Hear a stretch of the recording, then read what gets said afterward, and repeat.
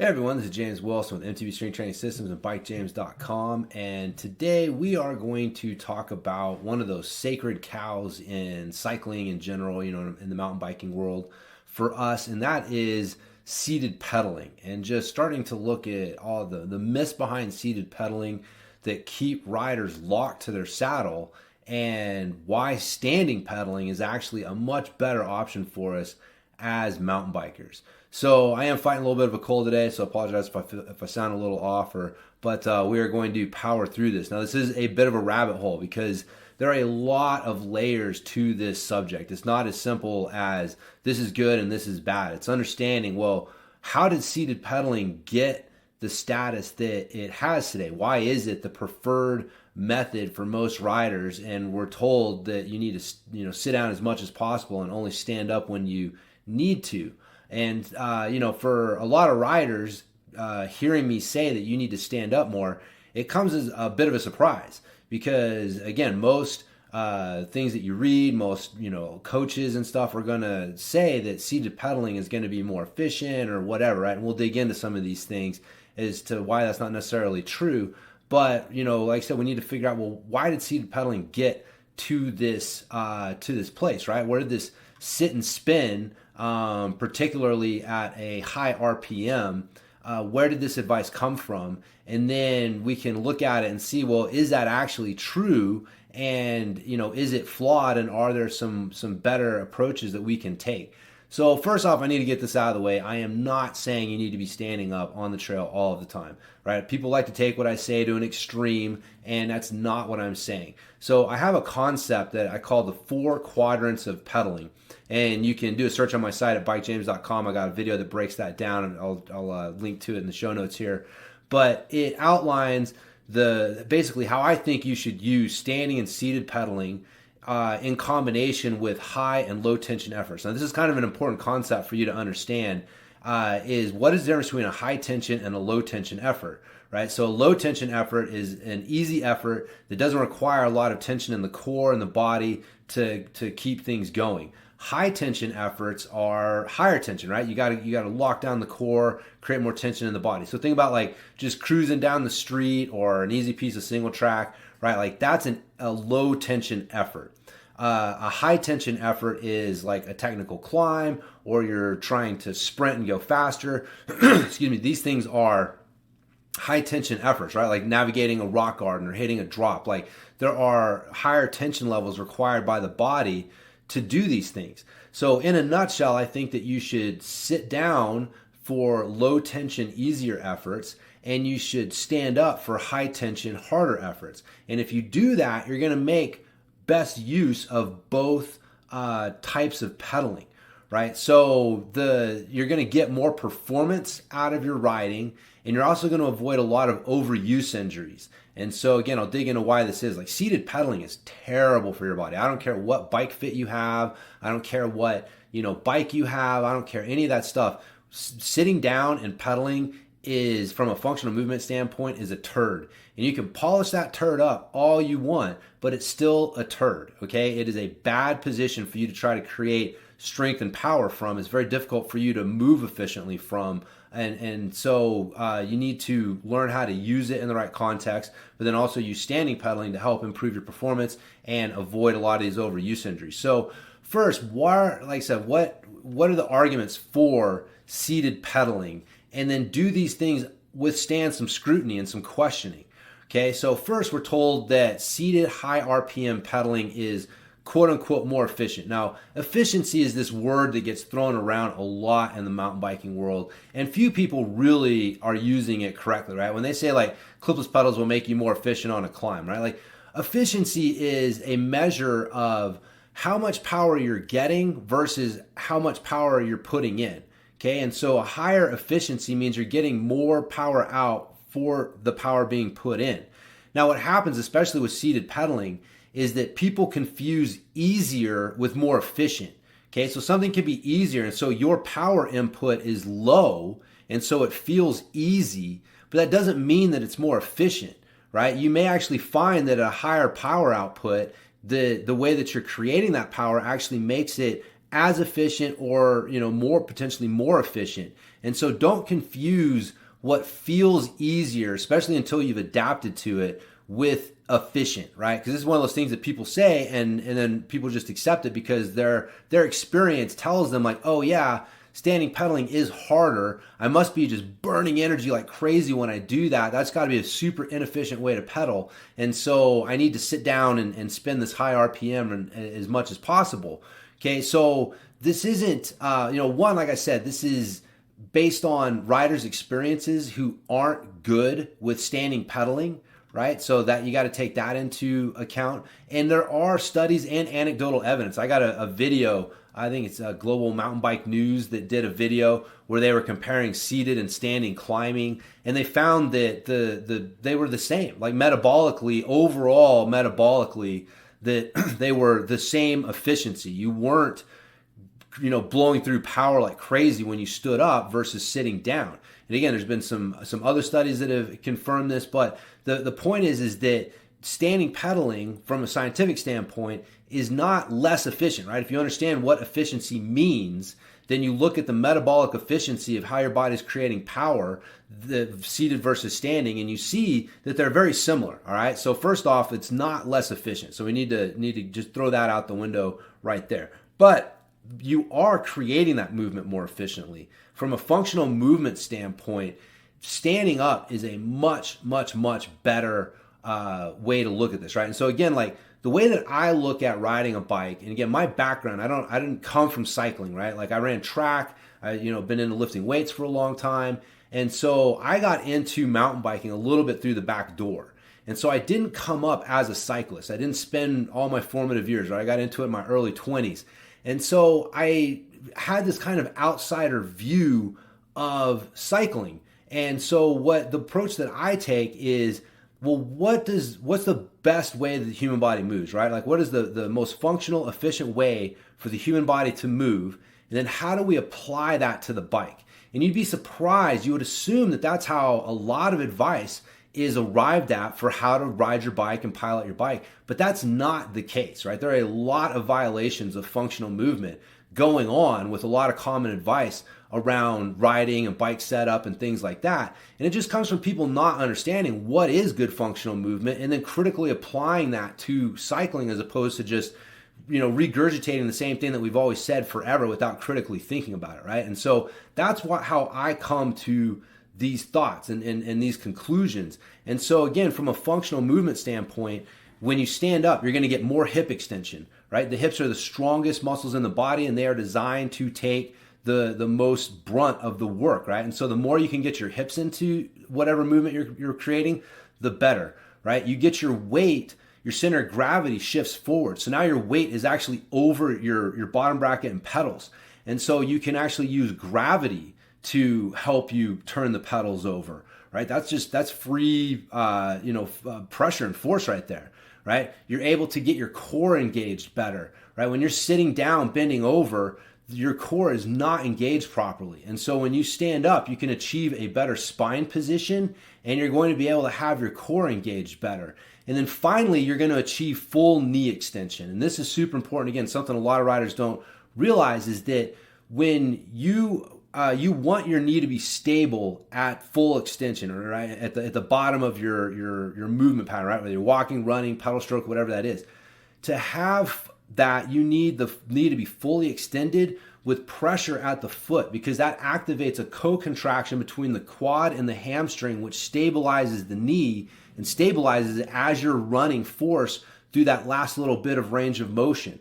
And so you're not able to do that when you're sitting down. Even the best bike fit in the world, you're not going to be able to get 100% full knee extension, and you're not going to have pressure at the pedals because the pressure is going to be more on the seat. And so that keeps you from getting that co-contraction, which actually protects your knee. So again, a reason a lot of riders have back problems and knee problems and stuff like that is because they were like way too much on seated pedaling, which has them in this disadvantaged movement position. And then you're, trying to create power and movement from that, and it's going to cause problems. Okay, you cannot get around that. The laws of functional movement and how we best function don't go flying out the window just because we threw our legs over a bike. I know the cycling industry tries really hard to convince us of that, right? It's quote unquote different, but it's not, right? It's like the old saying, right? Like methods are many, principles are few, right? The methods may change, but the principles never do, right? So what are the principles? And then the methods may be a little bit different, but the principles are the same, right? And so, excuse me, so standing up is a much better position for the body to create movement and power from. And so this is also a reason why I'm not a big fan of bike fits for mountain bikers. Again, this is another really controversial statement that I make, but I think bike fits, especially for mountain bikers, are completely overrated, in a lot of cases unnecessary and a waste of money, right? So you need a bike that fits, right? There's a difference between a bike that fits you properly and is set up properly, and then a bike fit, right? A bike fit is where you've got somebody using some sort of formula and all these measurements and trying to get your body in just this right position, based on, like I said, the pre-existing formula that they have for what's supposed to be the best position for your body. And the problem is that all of this revolves around seated pedaling, right? And so they're measuring you when you're sitting down. As soon as you stand up, all those measurements just go flying out the window. They don't mean anything, right? As soon as you stand up, you've just ruined the bike fit. And so if you're not over relying on seated pedaling, you don't need that seated pedaling position to be quote unquote perfect, right? And so it's only if you are using high tension efforts in the seated pedaling position that you're going to find a benefit to a bike fit. Because again, you're trying to polish that turd as best you can, right? And so a bike fit can help you polish that turd. It's still a turd, right? Stand up, get away from that turd of a pedaling position, and you don't have to worry about polishing it up, right? Because you're not overusing it. And that, again, that's the problem. People overuse seated pedaling, and so it makes the bike fits more valuable for them. But if you just stood up more and use standing and seated pedaling properly, you don't need a bike fit, all right? Like, don't worry about that stuff. So it is the high tension efforts that create stiffness and overuse injuries, right? And so you want to make sure that when you're creating these high tension efforts, you want to do that on the best movement patterns and the best platform possible, right? So when you're sitting down and you're trying to grind up this hard climb and you're running a ton of tension through your body and you're in this like adult fetal position on the bike, you're running all that tension, you're locking yourself in that position. Your body creates stiffness as a result of continued high tension in a specific position. So if you want to avoid a lot of the stuff that goes along with that, stand up, right? Run the high tension through a better spine position, better shoulder position, better knee, stabilization, all of these things that you get when you stand up. And if you run that high tension through that platform, you're not going to run into the same problems that you're going to run into if you are running high tension through the seated pedaling platform. So another argument that people will make is that seated pedaling is seated pedaling with a high RPM is the most metabolically efficient way to pedal. Okay, so they're going to, again, the theory, right? Like, what's the theory behind this? People hear this, well, what's the theory? Well, the theory is that somewhere around 80 to 90 RPM, your body shifts from it being a muscular stress, right? The tension level's lower to the point to where it becomes more of an aerobic system stress than a muscular system stress. Like, you get to that 80 RPM mark and below, and it's more that the tension levels are high enough to where it's more of a muscular system stress. And so your aerobic system theoretically has way more fuel and can go way longer than than your muscles can. And so if you can rely more on that aerobic system than on the muscles, and again, this is a very rough generalization, right? Like, the aerobic system fuels the muscles, but again, it's a tension thing, right? Like, you're at a certain point, the tension levels are low enough to where it's just a matter, can the aerobic system keep up the fueling for the muscles? The muscles aren't going to fatigue because they're just not being placed under enough stress, but it is a matter of, can you continue to get fuel to them, right? And so it becomes an aerobic system problem as opposed to a muscular system problem where you're trying to create muscles that are more fatigue resistant, right? And so, at these higher tensions. So where did this come from, right? And so again, a lot of people don't realize that this advice became very popular around the time of Lance Armstrong. And the Carmichael training system, the Chris Carmichael, the guy that trained Lance Armstrong, he came up with this theory, right? This was a theory that he pushed, and it's a big part of the Carmichael training system. Now, here's one of the problems, right? Lance Armstrong, as great as he was, and we can argue whether he was cheating because everybody else was doing drugs too or whatever, but the fact of the matter is that dude was on a lot of juice, right? He was on a lot of EPO. He had his hematocrit levels like way higher than normal. And so what this means is that his system could handle a higher aerobic load than you or I can, right? And so you kind of got to call that into question. Well, if we're basing this theory on the performance of someone who is using a lot of drugs and you're not using a lot of drugs, then is there exactly a 1-to-1 ratio of what you can take from what that guy was doing and what you can do? I'm going to argue no, that you need to, that there's more to it, right? So, if you look at road cycling, even at the highest levels of road cycling, you're going to find riders who are successful with a sit and spin style, and you're going to find riders who are successful with a more aggressive use of standing pedaling, right? There is no one way to do this, despite what people will try and convince you. Again, if you look at the world of sport, and like I said, even road cycling at the highest levels, you're going to find people who are successful with both styles of riding. And so there isn't a one way that fits everyone. In fact, you could argue that people who are Lance Armstrong was a smaller rider. And so he didn't have the leverage to create the same kind of power that some of the bigger riders who had better levers could create. And so he had to rely more on that sit and spin mentality than a bigger rider who's got those bigger levers and can create that power more efficiently, right? So there's arguments even there as to like, well, there's just so much, right? There's not one way that's going to work for everyone all of the time. Okay, so right there we need to just, there might be more to the story. So, but even if we are going to say, right, that seated high RPM pedaling can be more efficient, and I believe that it can. There are cases. I don't think that I'm saying like don't ever use seated high RPM pedaling.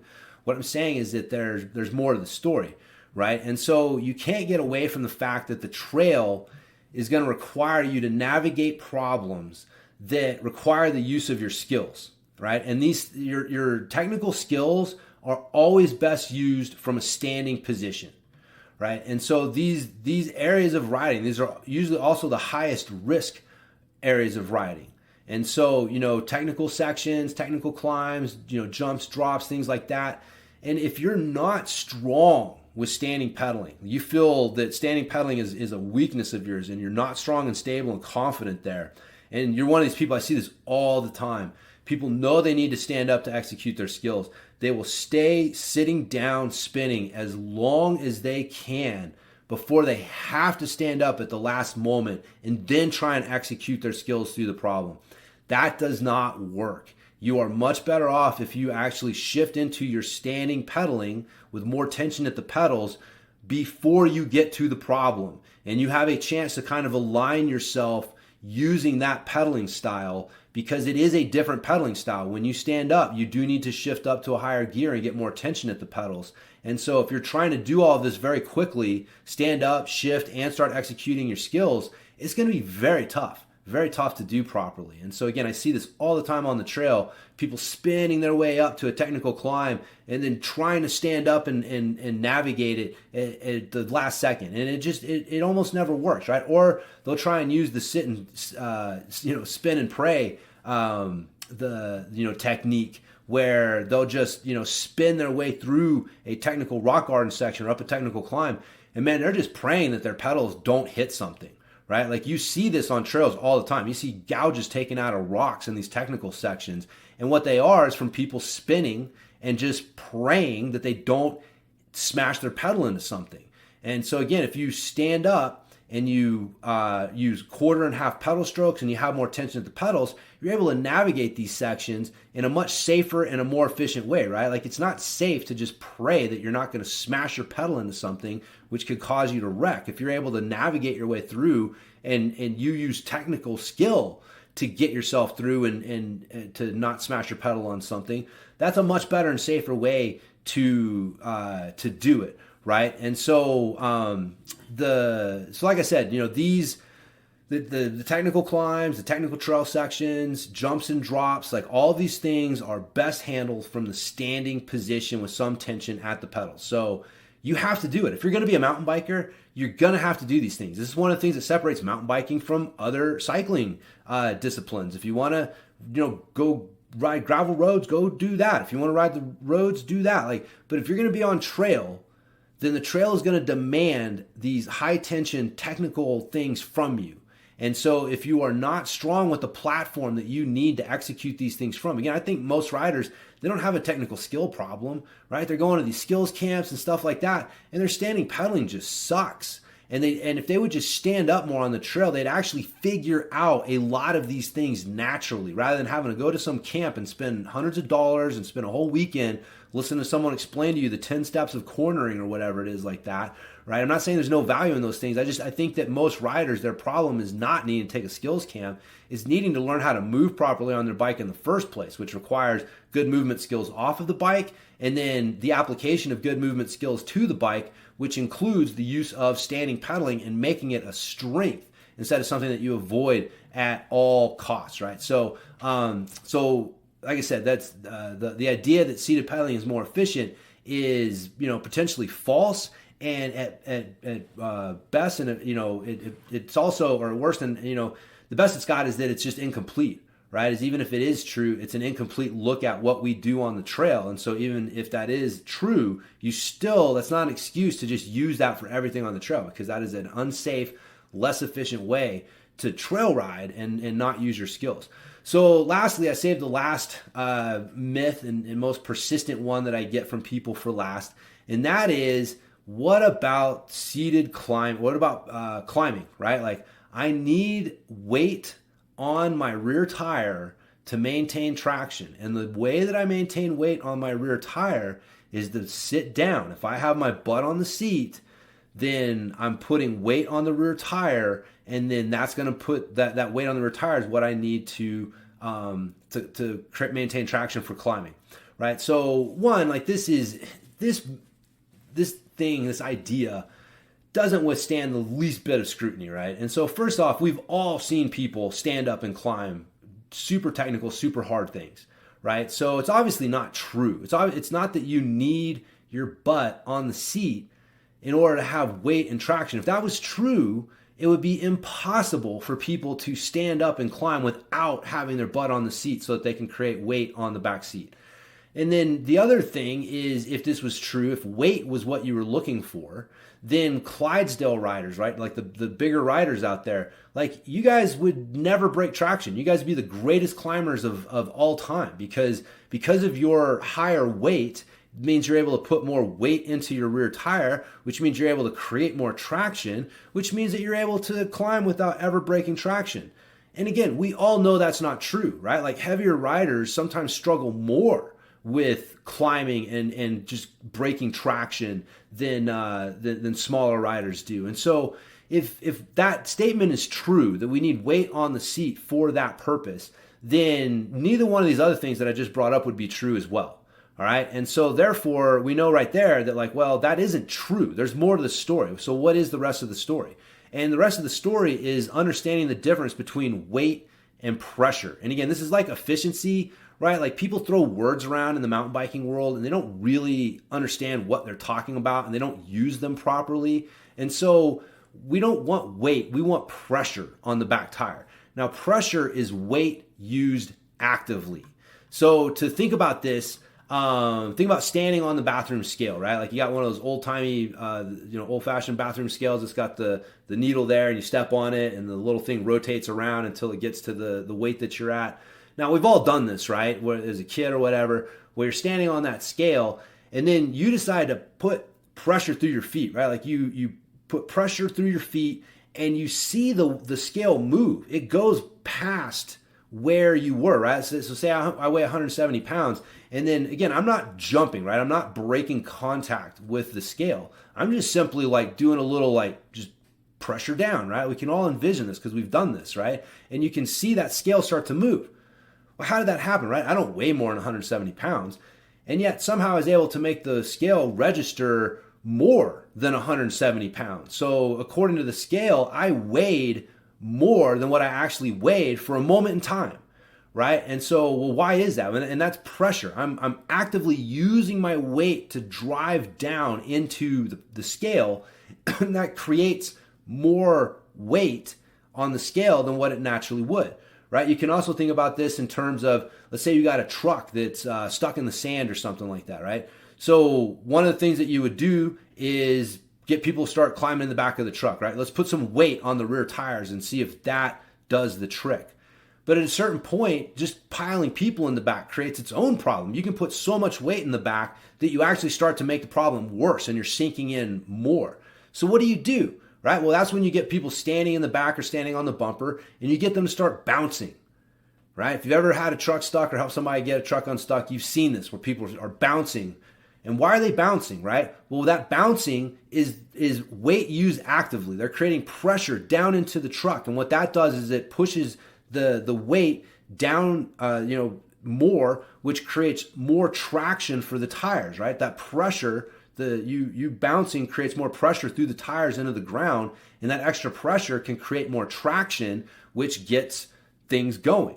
So this is what you want when you're climbing, right? Like you want pressure, not weight, and weight is used actively. In fact, what you want is a pressure to weight ratio, right? So this is why bigger riders can sometimes have a problem because they weigh so much that even though they're able to create a lot of pressure, the pressure to weight ratio is not where they need it to actually keep traction, right? This is why smaller riders are sometimes some of the best climbers. It's not just their weight and then weighing less. It's that they're able to create pressure, and high levels of pressure with a small body weight creates a high pressure to weight ratio. And that's the ultimate thing behind traction, right? So obviously technique and stuff like that, as long as all things being equal, but the higher the pressure to weight ratio, the more traction you're going to create. And so this is what you want on the bike, right? So how do we do this?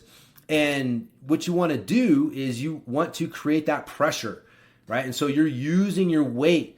And again, if you think about this, right, like if you've been riding for any period of time, you've naturally found yourself doing this, whether you're sitting down or you're standing up, you're going up a climb, the traction's loose, and you're naturally, like with each pedal stroke, there's a little bit of pressure that you're putting down through the back tire into the ground. You put the pressure down, it comes off. Put the pressure down, it comes off, right? Like it's not a steady weight and pressure on the climb. There's this slight bouncing motion that you're creating naturally because your body instinctively recognizes what you need to do, and it's this pressure that you're looking for, right? And so your butt is going to be somewhere in the same area as if you were sitting down. This is one of the problems, is it creates, because your butt's in that area, it looks like, well, the seat, I should be sitting down, but you can lower your seat and keep your butt in that same general area, right? And so now you have your butt in the position that you need to create that pressure, but you can do it more efficiently and more effectively because you're able to move your center of gravity around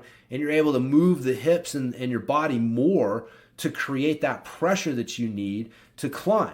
And so again, like once you figure it out, once you understand how to use that, then standing climbing becomes easier and better for keeping traction than seated climbing does because you can use that pressure more effectively. So or your weight more effectively, right? Like you can't use that weight. If it's sitting on the seat, then you can't use the weight as effectively. Now, another thing that this does is it gets it's better for your body, right? Because when you're creating that pressure and you're sitting down, you're basically driving your taint, right? The area of your crotch, your groin, into the seat, right? Now, this is one of the reasons that so many riders have problems with that area. There's special seats and all this stuff for that. And it's because you're basically using your crotch as the other end of the wedge, right? Like we are creating a wedge. A wedge is something that fills space between two things. And by increasing or decreasing that pressure, you can change that space. And so we're effectively a human wedge when we get on the bike. We're creating a wedge between the pedals. And when we're sitting down, the other end of the wedge, the other pressure point is our groin. And when we stand up, the other pressure point becomes our hands, okay? And so when you stand up, you're creating that wedge between your feet and your hands. And that is how your body's designed to work. That's like doing a deadlift or something like that, right? So your groin is a sensitive area. It's not designed to be used as part of a high tension wedge to create pressure. And so it's much better for you and your groin, your sensitive areas down there, if you stand up and your hands are creating that pressure, and they're the other side of that wedge. So as you can see, standing up is a better position to create movement from. It is a safer position to tackle technical trail problems from, And you can actually create better climbing traction once you know how and you understand that it's pressure and not weight that you're looking for. And you can use your weight more effectively when you're not sitting down. So, but like anything else, right, there's a learning curve to this. And you're going to have to go through that. I mentioned this over and over and over again, right? They call it the dip, right? Like you have a certain level of performance, you come across something that can lead you to a higher level of performance, but when you first start implementing it, you may see your current level dip down a little bit. But as you get better with this new technique, you're going to come out the other side and your performance level is going to be higher. And so you may find that this happens with standing pedaling, right? At first, it's going to feel hard and it's going to feel awkward, but with practice, it's going to get better. And you can turn it into a strength instead of a weakness. And man, when you can stand up and pedal at will, and it is a strength, you are going to be a much stronger, much more dynamic, much more injury resistant rider than if you're just sitting and spinning, right? And so something that can help with this, couple pieces of advice to help you with making the switch.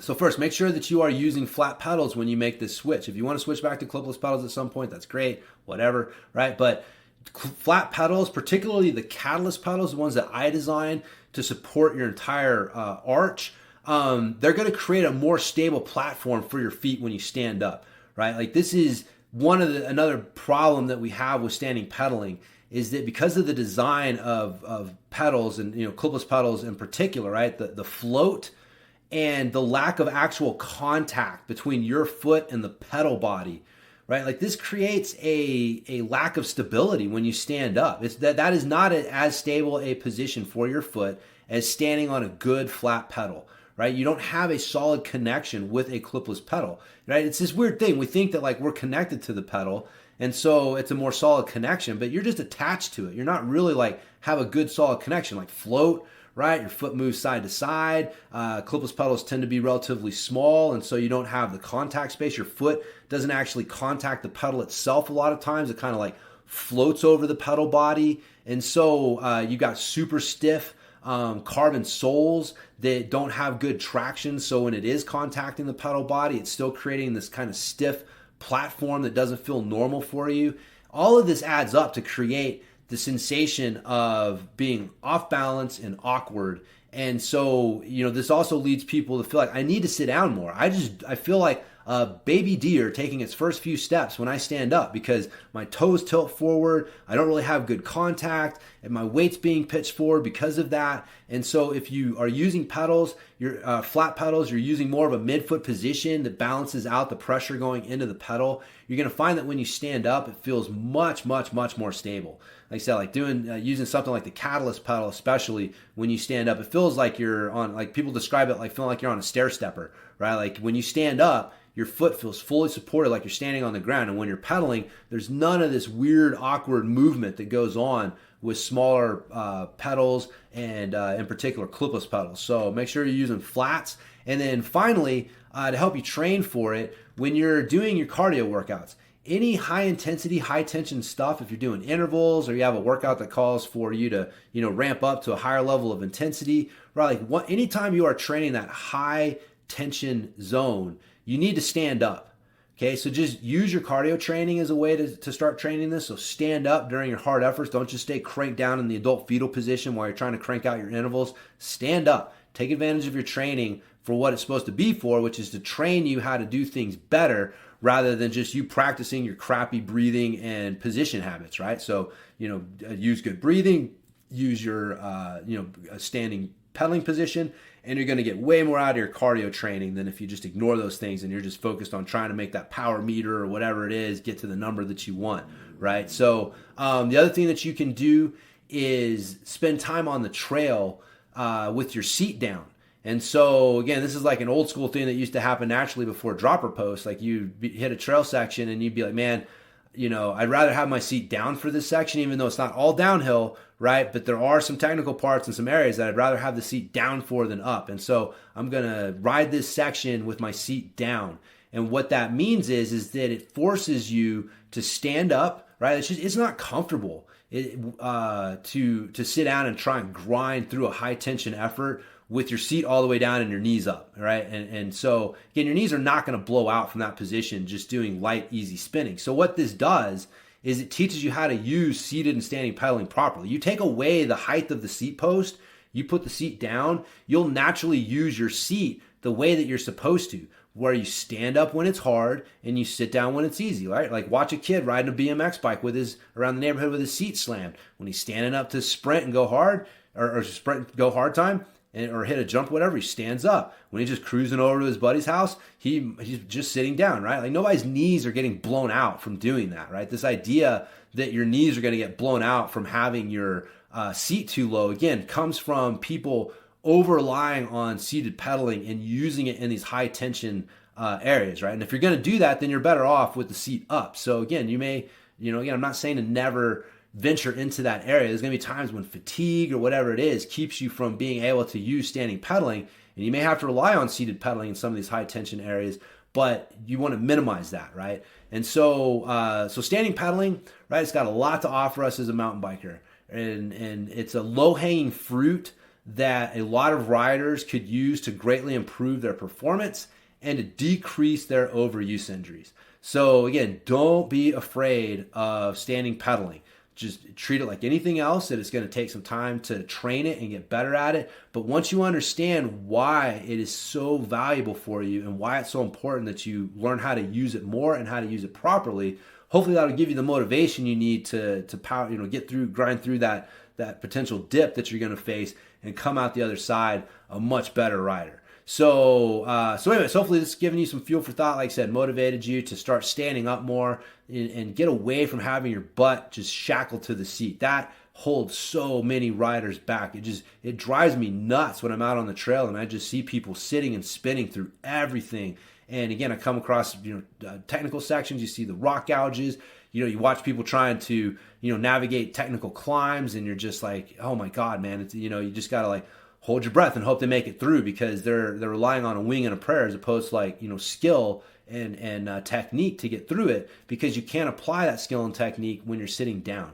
And so again, man, you can get really good at seated pedaling, right? Like if you're sitting here watching this, like, James, I'm one of the best riders in my area and I sit down all the time. It's like, great, buddy, cool. If you don't think you can get better, then fine, that's great. But another thing just to leave you with before I go, I've spent a lot of time with high level riders, right? Like I have trained some of the best riders in the world.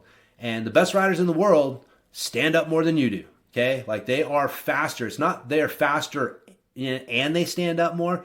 They're faster because they stand up more, all right? So if you want to emulate and be a better rider and emulate the best riders in the world, then you need to get away from these freaking myths about clipless pedals is another one, right? But these myths around seated pedaling and learn how to unleash standing pedaling to your advantage. So anyways, like I said, hopefully giving you guys some fuel for thought here. If you got any questions, you can hit me up at james@bikejames.com. Always happy to help. Remember, check out the Ultimate MTB Workout Program if you're looking for a workout program to help give you the strength and mobility that you need. I've got the cardio workouts and stuff as well. We emphasize standing pedaling in those things. I've got the skills training stuff. Standing pedaling is actually one of the skills that we work on early on. So, the Ultimate MTB Workout Program is on some level designed to help transition you into a standing pedaling rider if you're not already there yourself. So, and if you're looking for something a little simpler, then the Atomic Strength Training Program, my isometric training program, is a great one as well to help build the strength and mobility that you need to stand up more and have more fun on the trail, right? Like the fun really starts and your bike really shines when you stand up and you can unleash your skills and your fitness and stuff that way. And so making sure you got a good training program can help you with that. And also Catalyst Pedals at pedalinginnovations.com. Check them out because they are the world's best flat pedal. They will improve your standing pedaling, guaranteed. 30-day money-back guarantee. If you try them and you don't like them, I'll take them back. It is the only product in the entire mountain bike industry that has a money-back guarantee, because that's how strongly I believe in my product. Nobody else will give you that promise with their pedals, and it's because they don't believe in them as much as I believe in mine. So there you go. So anyways, yeah, check me out at bikejames.com, and I will talk to everybody next time.